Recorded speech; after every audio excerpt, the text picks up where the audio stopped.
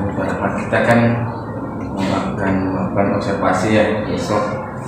Sebelum kegiatan observasi itu ada yang namanya kegiatan pra observasi kelas. Pra observasi kelas ini melakukan observasi sebelum pembelajaran yang sebenarnya di kelas. Jadi yang diobservasi itu misalnya persiapan apa yang akan dikembangkan dalam pembelajaran nantinya dan tujuan pembelajaran itu sendiri. Oke, ini kelas 6 ya? Kelas 6.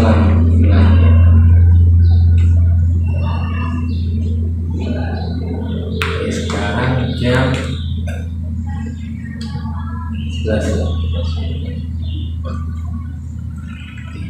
Ini pelajaran apa tema yang buat observasi besok? Yang dia akan di kelas lebih ke mapel ya, mapel ya. Apa ini? IPA.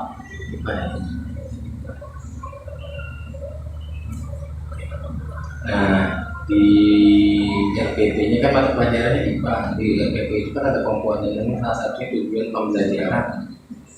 Nah, tujuan pembelajarannya itu apa ya? Pembelajarannya beragam ya, karena ada sama identifikasi dari tayangan video, gambar, kemudian siswa dilibatkan dalam memberikan kesimpulan akhir dari sebuah video, kemudian diskusi kelompok, dan juga siswa melaksanakan pemaparan hasil diskusi yang dibuktikan dengan produk yang dibuat kaitannya dengan perbuatan riset. Tadi kan dikatakan ada identifikasi tayangan video, gambar, kegiatan siswa, diskusi kelompok, merasakan pemaparan hasil diskusi. Nah, terkait rangkaian listrik. Kemudian dari RPP yang telah dibuat itu kan, RPP itu kan ada metode dan segala macamnya. Nah, itu yang akan dikembangkan itu di bagian mana? Mungkin nanti kita kembangkan konsepnya. Ada 3 konsep yang saya mau kembangkan, karena kita kan melihat kebutuhan anak di kelas itu kan yang berbeda. Ada sekitar 5 sampai 10 yang saya bagi kelompok dengan kategori siswa yang baik, yang sedang, yang kurang. Jadi dalam metode yang saya buat itu konsepnya, saya memadukan konsep belajar cara berdiferensiasi, karena melihat kemampuan siswa yang berlatar belakangnya berbeda ya, kemampuannya. Saya konsepnya menggunakan konsep belajar secara berdiferensiasi. Karena kalau disamaratakan, melihat realnya anak itu berbeda, ya, saya menggunakan konsep dan cara ragam juga untuk supaya si anak itu mampu menyerap apa yang kita sampaikan, intinya ke situ. Jadi intinya dalam pengembangan RPP ini akan dikembangkan itu adalah pembelajaran berdiferensiasi ya kan? Pembelajaran berdiferensiasi. Nah, pembelajaran berdiferensiasi itu kan asal tidak salah ada 3 bagian intinya ya. Konten, kemudian proses, sama produk. Nah, dari ketiga ini apa yang akan kira-kira dikembangkan orang? 50-50 semuanya sama, atau hanya di produknya saja, atau di prosesnya saja, atau di kontennya saja? Mungkin dari 3 aspek itu juga kita harus memberikan kesempatan dari segi aspek konten. Nanti saya memberikan muatan di dalam konten itu ke siswa dalam hal dia mengamati dan bisa menjelaskan fungsi-fungsi komponen pada khususnya. Itu Itu metodenya yang saya terapkan dengan metode konsep aspek konten. Kemudian yang kedua adalah aspek proses sama produk. proses ya. Kalau proses ada sejumlah siswa yang saya libatkan untuk menggambar dari rangkaian itu sendiri, karena siswa-siswa ini yang memang lebih potensinya dalam hal menggambar yang luar biasa bisa, dan saya libatkan untuk menggambar dari suatu siswa. Kalau yang muatannya dari aspek produk, itu anak-anak yang betul-betul punya kemampuan dalam rangkai membuat suatu rangkaian riset sehingga menjadi bisa ditunjukkan produknya itu dan berhasil untuk bisa dimanfaatkan seperti intinya sih, supaya semuanya bisa dalam konsep itu bagus. Kan kalau dalam pengembangan proses itu kan dia berproses ya, dalam proses itu kan dalam pembelajaran berdiferensiasi itu kan anak terbagi menjadi auditori, visual sama kinestetik ya. Itu lebih sedikit cenderung ke arah mana ya? Kalau yang proses ya, kalau yang proses saya lebih ke auditori. Selain dia memberikan kita memberikan gambar, memberikan penjelasan, saya juga dengan video bayangan. Kemudian anak-anak itu secara auditori mampu menyerap kemampuan apa yang kita sampaikan dengan cara menulis itu tadi, inti-inti yang jadi bagian tujuan pembelajaran untuk mengembangkan anak-anak yang itu tadi. Contohnya misalkan pada rangkaian listrik itu kan ada komponen, ada baterai, baris, kabel, saklar, dan lampu. Kita berikan penjelasan intinya. Dan kalau dari segi yang mengaturkan produk, itu saya lebih ke penyampaiannya ke kinestetik ya, supaya anak itu terampil, terampai dalam diskusi kelompok dan bisa menghasilkan kayak musik saya. Nah ini kan nanti kan akan pembelajarannya itu lebih cenderung ke praktik ya. Iya. Lebih cenderung ke praktik menggunakan sarana perpaduan kelistrikan, gitu kan. Nah, pastinya kan nanti anak itu akan sangat aktif ya. Iya. Ini per kelompok atau nanti dibagi per kelompok. Per kelompok. Misalnya kelompok yang membuat gambar, ya, nah, dan nanti kan berkelompok pasti anak-anak itu kan sangat aktif karena semuanya melakukan kegiatan kan. Nah, kemudian kira-kira strategi apa nih yang Pak Ahmad siapkan agar nantinya kondusif mencapai tujuan pembelajarannya itu? Selain kita memberi ruang ke anak untuk tampil menyampaikan pembelajaran dari segi tiga aspek tadi, di dalam pembelajaran juga saya supaya suasananya lebih kondusif. Mungkin di sela-sela pembelajaran saya menggunakan sedikit game atau ice breaking ya, seperti itu mungkin supaya paling memusatkan perhatian anak untuk belajar, karena sebenarnya anak-anak kalau memang tidak pelajaran ya saya mengkondisikannya seperti itu dengan cara speaking, dengan memberikan motivasi ke anak, memberikan apa namanya ya sedikit stimulus lah, katakanlah seperti itu untuk supaya anak bisa kondusif lagi. Itu aja sih sebetulnya.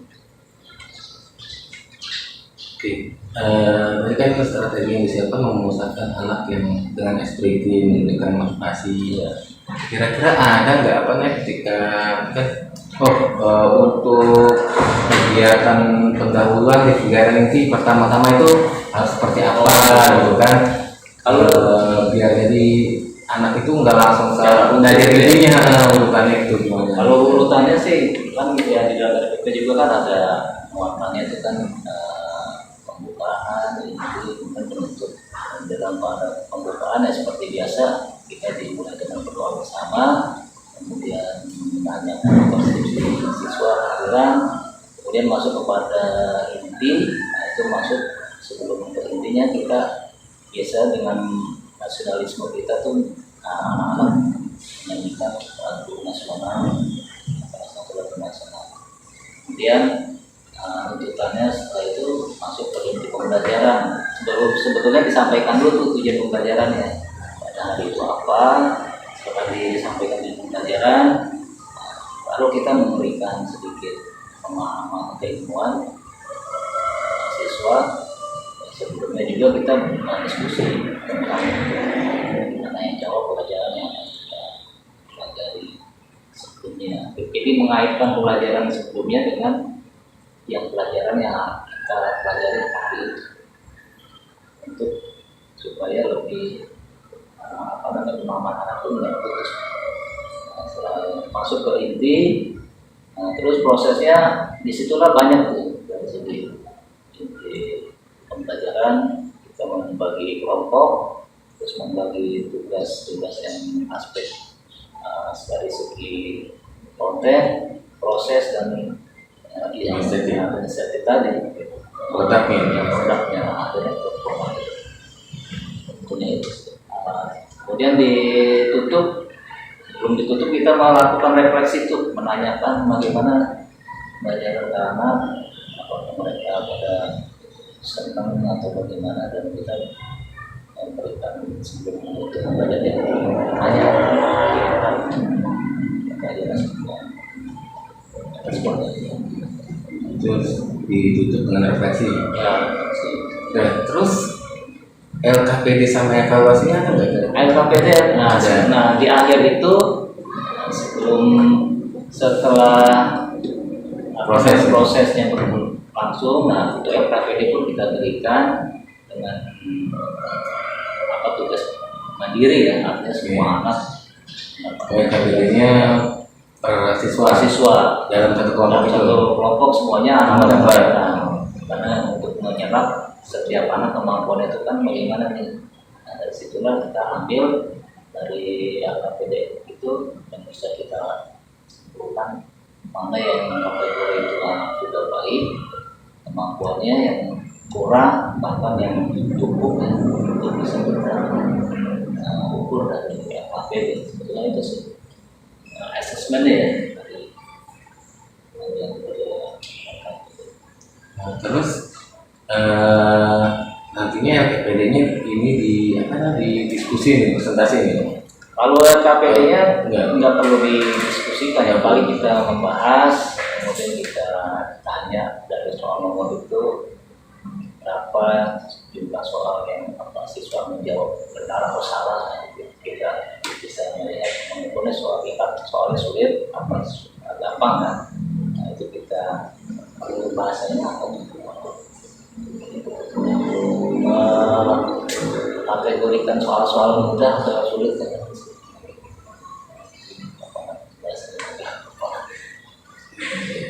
Kalau ini ada presentasi nggak ya Ganda? Presentasi apa yang udah di prosesnya? Kan produknya apa tadi? Membuat. Nggak ada presentasi. Presentasinya itu ada anak-anak setelah membuat produk. Kan tadi 3 aspek tadi itu, ada yang konten, proses, dan produk. Konten juga diberikan kesempatan ke anak untuk presentasikan ke depan, dengan cara dia menjelaskan bagian-bagian listrik. Kemudian yang proses juga sama, mereka menjelaskan fungsi-fungsinya dari rangkaian listrik, dan terakhir yang produk, mereka juga menjelaskan dengan kelebihan kelemahannya dari rangkaian yang dibuat produknya seperti itu.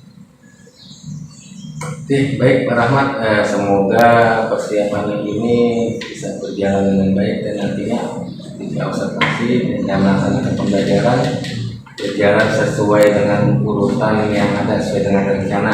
Tetap semangat. Oke, terima kasih.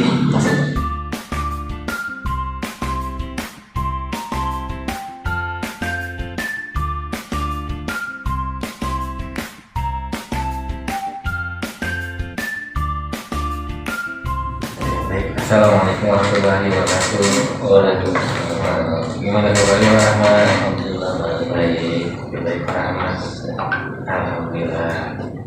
Keberadaan kita di sini ingin mengetahui tentang pelaksanaan pembelajaran yang motif Pak. Ini oke, Mas dilaksanakan. Gimana Pak? Waktu pembelajarannya itu bisa ceritain sedikit atau gimana itu? Iya, Pak Aceh Pak Jaki, izin Bu, kita sharing aja ya, ini pengalaman saya dalam pembelajaran di kelas kemarin, karena memang ada beberapa kendala-kendala yang pada awalnya itu yang dilihat dari peserta didik, entah itu dari murid yang mungkin kurang bersemangat, kemudian kurang aktif, ya, kemudian sibuk dengan main atau bercanda dengan temannya. Nah, makanya kemarin saya melakukan pembelajaran dengan katakanlah konsep pembelajaran yang berbeda, Berbeda, ya. konsep yang tidak pada umumnya, gitu. Maksudnya yang lebih untuk bisa melibatkan siswa untuk aktif. Konsep pembelajaran yang berbeda daripada umumnya. Iya. Gambarannya seperti apa? Gambarannya begini, umumnya kalau pembelajaran yang kita lakukan kemarin itu yang sifatnya melibatkan keaktifan siswa dengan metode yang saya sampaikan dengan pembelajaran berdiferensiasi, ya. Pembelajaran berdiferensiasi. Berbeda. Karena melihat saya di kelas saya itu anak-anak 31 anak, beragam karakter, beragam sifat, beragam gaya belajarnya. Itu dengan metode itu mungkin bisa memicu untuk memacu anak-anak untuk aktif. Makanya saya dengan metode berdifferensiasi pembelajarannya yang bisa menghidupkan pembelajaran di kelas. Ya, kalau begitu. Baik, jadi kan tujuan kita di sini kan kita untuk yang tadi Bapak kan kita sharing untuk mencari tahu atau mengatur apa yang kemarin sudah dilakukan. Kemudian tadi kan berdasarkan tadi kan Pak Ahmad sudah mengidentifikasikan anak-anak masalahnya, anak-anaknya itu pasti tidak bisa diam gitu kan. Kemudian Pak Rahmat juga melakukan pembelajaran yang berbeda dengan yang lain, yaitu pembelajaran berdiferensiasi. Menurut Pak Rahmat, apakah pembelajaran berdiferensiasi itu benar-benar mengena ke siswa yang tertular? Ya, upaya saya dengan cara berdiferensiasi itu dengan klasifikasi anak yang katakanlah anak yang kurang, yang cukup, yang juga yang baik. Nah, itu saya adopsi dengan diferensiasi tadi itu, ya, dengan membagi penugasan atau kelompok dengan memberikan 3 konsep pembelajaran di tiap 3 anak yang cukup, yang baik ataupun yang kurang itu bisa semuanya bisa aktif ikut pembelajaran. Kenapa harus berbeda? Karena saya pikir kalau disamaratakan itu khawatirnya anak-anak yang tergolong rendah, yang kurang, yang cukup, yang sedang itu nanti kita tidak bisa mengakomodir kebutuhan anak-anak ini sih seperti itu. Jadi makanya saya ambil dengan konsep pembelajaran di kelas berbeda, ya gitu maksudnya. Jadi ada anak-anak yang segi cukup, yang kurang, yang tidak baik. Terus kemudian kan pembelajaran diferensiasi itu kan berbeda. Kan perbedaannya itu di mana?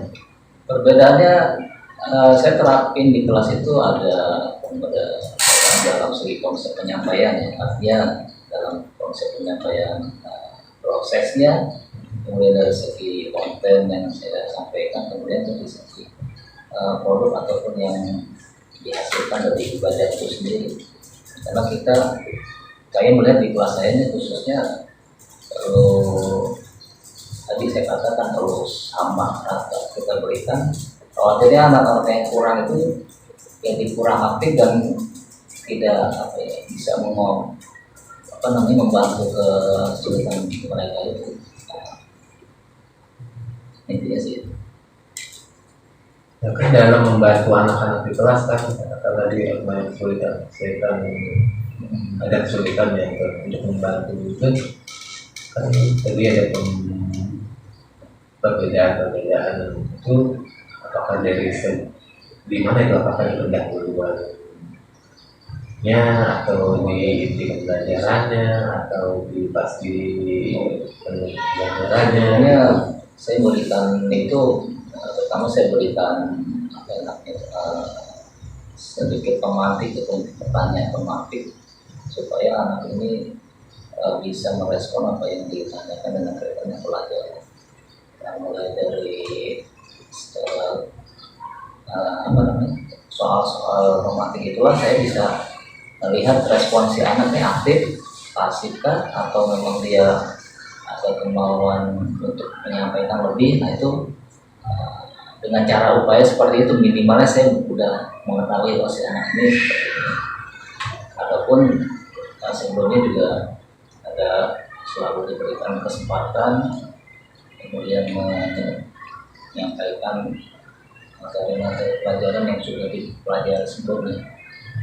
Jadi bisa saya simpulkan ada beberapa anak yang memang aktif, yang pasif, kemudian ada juga anak yang memang aktif ya, yang merespon apa yang kita.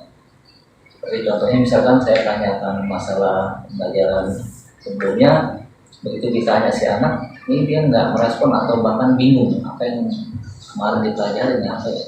Itu contoh kecilnya apa ya. Ada juga yang memang anak sebelum diberikan pertanyaan itu dia langsung respon dan bisa bahkan menjelaskan ke temannya.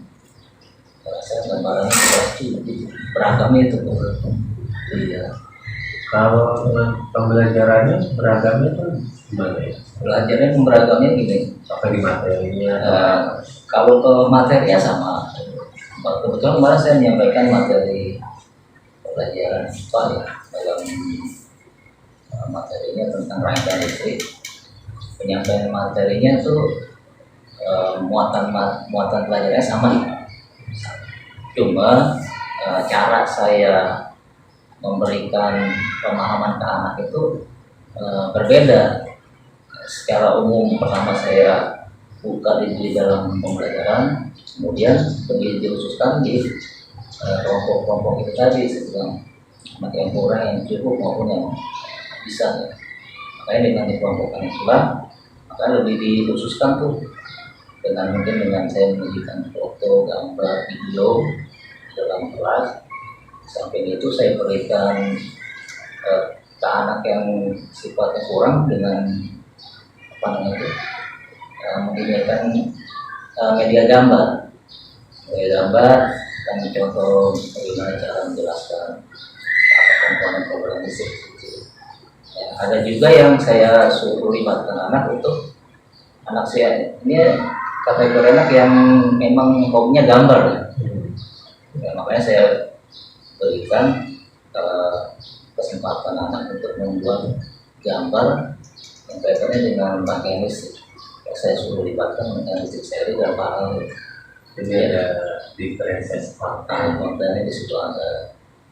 Dan selain itu juga saya berikan produk. Saya berikan anak-anak yang memang tingkat pemahaman ilmunya itu sudah lumayan ya, artinya sudah bagus. Yang saya libatkan untuk dalam bisa membuat produk riset yang bisa membuktikan benar nggak itu yang disampaikan. Tidak ada hasilnya lah. Terus apa lagi yang ada dirasakan para anak dari pembelajaran? Kalau yang dirasakan sih saya lihat antusias anak memang apa ya, semangat ya, artinya bisa kita mengakomodir kebutuhan anak. Dan anak itu juga merasa terbantu dengan kita berikan tugas yang berbeda ya dengan satu muatan pelajaran yang sama ya, karena dengan dia yang jago gambar ya saya suruh membuat gambar gitu yang suatu media gambaran gitu. Jadi memang jago merangkai, nah saya berikan untuk pengelompokan untuk membuat rangkaian listrik. Dan ada juga anak-anak yang memang dia cukup mendengarkan, memahami, dia udah paham. Ada juga kayak saya suka anak itu untuk mengidentifikasi seperti komponennya apa saja, fungsinya apa.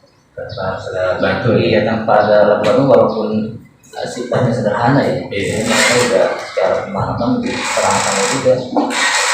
Saya udah cukup paham ya udah langsung. Karena gitu Pak. ya. Tapi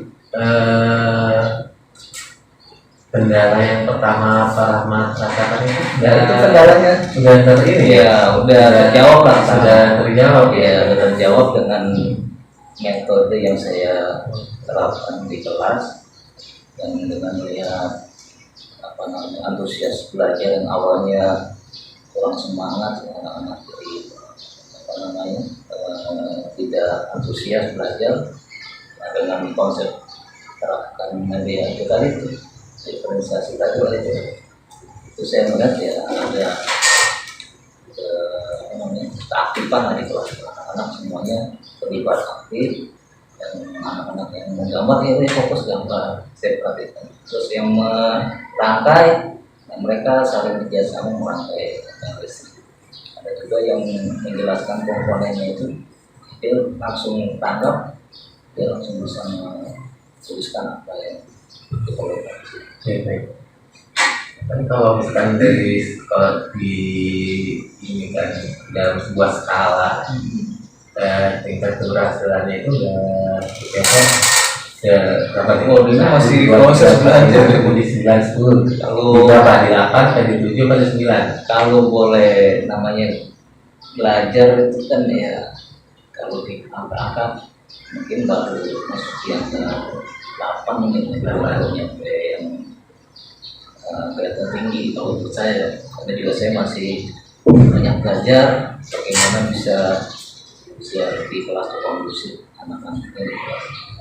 ada nggak rencana Pak Rahmat ke depannya agar supaya lebih ini lagi lebih maksimal lagi dalam kondisi Ya pastinya kita juga kan ingin anak didik kita itu kalau yang tadi kan itu melakukan pembelajaran berdiferensiasi.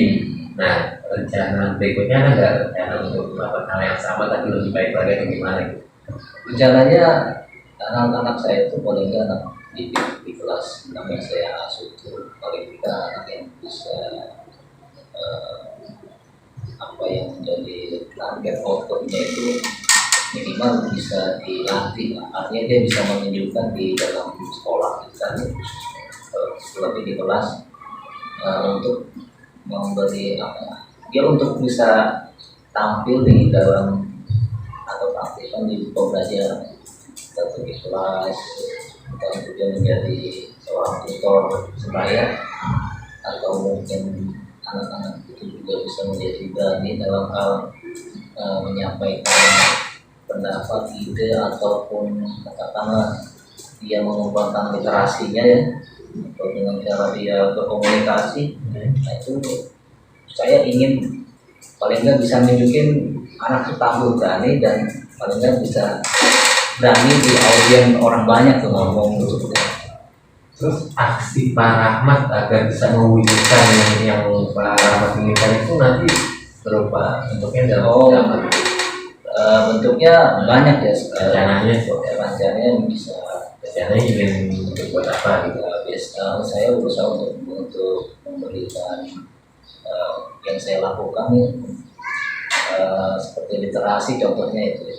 Literasi dari hal sebuah pembelajaran di kelas itu saya sudah melakukan memberikan waktu anak-anak untuk membaca. Kemudian dengan membaca itu anak akan kembali di depan kelas dengan bahasa dia sendiri. Ada terkadang yang sudah baca sudah ada itu yang masih gugup ya, aku masih takut. Nah, saya ingin anak itu supaya berani ya, dengan upaya saya begitu tuh. Membiasakan di kelas, bercerita di depan kelas, di depan teman-temannya. Paling enggak sih bagaimana tuh cara ngomong di sampai kata baik. Upayanya gitu ya, berani baru literasi di depan kelas gimana dengan gitu ya. Kemudian upaya yang sebelumnya yang berbicara itu apakah ditinggalkan atau dilanjutkan atau dikembangkan? Harus dikembangkan karena itu membuat belajar yang lebih aktif menurut saya, tidak bisa mengakomodir anak-anak semua. Pastinya juga dikembangkan hal yang baik itu tadi itu. Ini mereka yakin ya untuk dilaksanakan gitu ya, Insya Allah. Berarti yang kendala-kendala yang para mas sebutkan tadi sudah terjawab dengan pembelajaran diferensiasi gitu ya. Gitu. Kemudian juga tadi Pak Rahman sudah akan melakukan rencana aksi yakni lebih menggiatkan literasi ke anak tadi di depan dan melanjutkan pembelajaran diferensiasi dan membangun pembelajaran diferensiasi. Gitu. Kira-kira kapan nih Pak Rahmat melakukan aksi-aksi ini nantinya? Ya jalannya selama perjalanan pembelajaran di kelas ya. Mulai minggu depan atau gimana? Mungkin persiapannya harus paling nggak ini ya, untuk persiapan untuk waktu untuk menyiapkan mengkondisikan kelas, ya sambil berjalan aja Pak, yang penting kalau saya poinnya situasional dan melihat kira-kira materi ini nyampainya enaknya apa nih.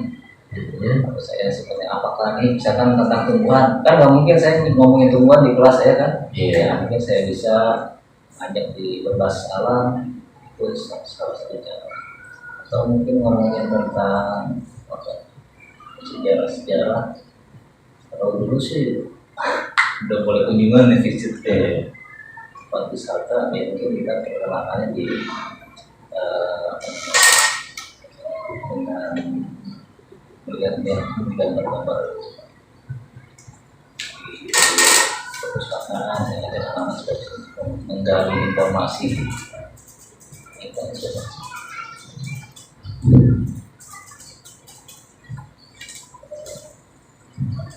Baik Pak Rahmat, sampai di sini dulu ya Pak Rahmat. Nanti kalau kita ada apa-apa bisa kita berdialog lagi ya, banyak. Terima kasih banyak, mohon bimbingan juga. Sama-sama.